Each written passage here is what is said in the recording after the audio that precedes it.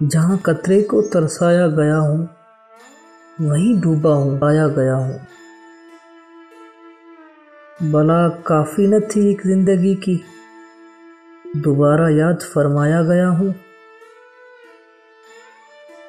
सुपुर्द खाक ही करना है मुझको, तो फिर काहे को नहलाया गया हूँ। अगरचे अब्र गोहर पार हूँ मैं, मगर आंखों से बरसाया गया हूँ। कोई सनत नहीं मुझ में तो फिर क्यों नुमाइशगाह में लाया गया हूँ।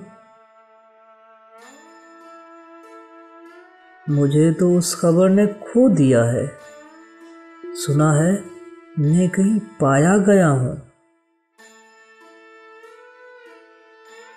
हफीज अहले ज़बां कब मानते थे, बड़े ज़ोरों से मनवाया गया हूँ, बड़े ज़ोरों से मनवाया गया हूँ।